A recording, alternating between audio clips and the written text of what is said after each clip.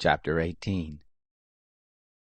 Now Jehoshaphat had riches and honor in abundance, and he joined affinity with Ahab. After certain years he went down to Ahab to Samaria.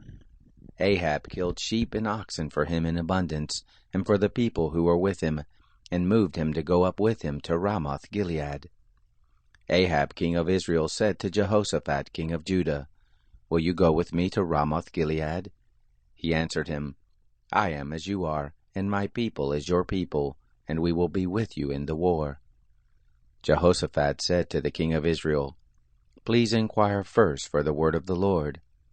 Then the king of Israel gathered the prophets together, 400 men, and said to them, "Shall we go to Ramoth Gilead to battle, or shall I wait?" They said, "Go up, for the Lord will deliver it into the hand of the king." But Jehoshaphat said, "Isn't there a prophet of the Lord besides, that we may inquire of him?" The king of Israel said to Jehoshaphat, "There is yet one man by whom we may inquire of the Lord, but I hate him, for he never prophesies good concerning me, but always evil.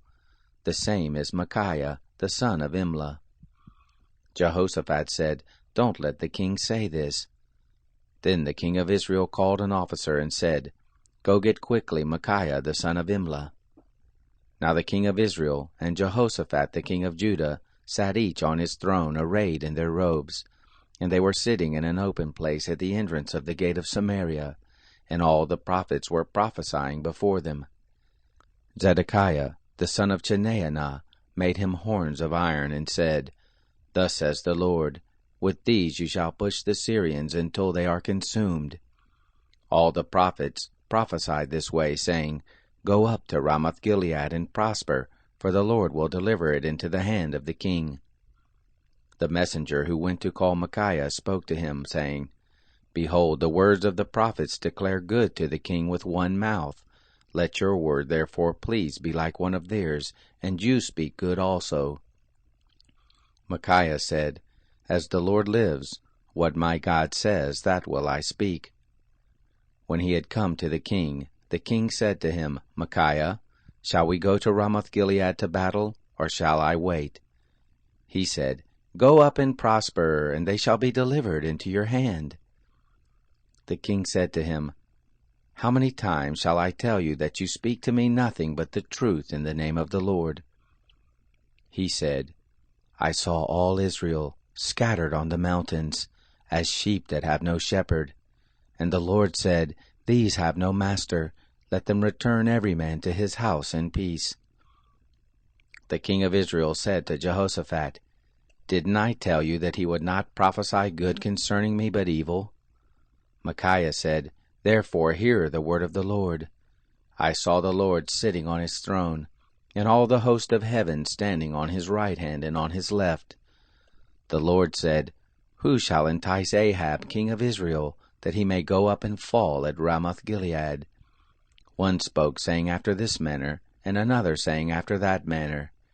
There came forth a spirit, and stood before the Lord, and said, I will entice him. The Lord said to him, How? He said, I will go forth, and will be a lying spirit in the mouth of all his prophets. He said, You shall entice him, and shall prevail also. Go forth and do so.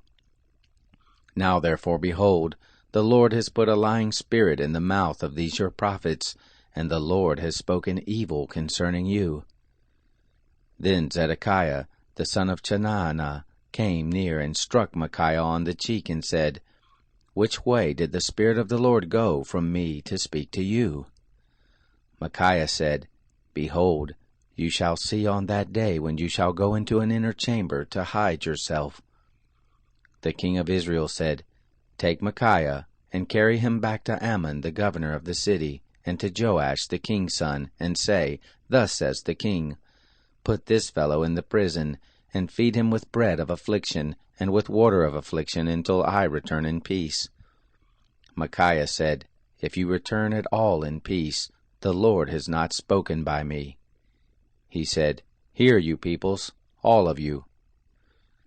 So the king of Israel and Jehoshaphat the king of Judah went up to Ramoth Gilead. The king of Israel said to Jehoshaphat, I will disguise myself and go into the battle, but you put on your robes."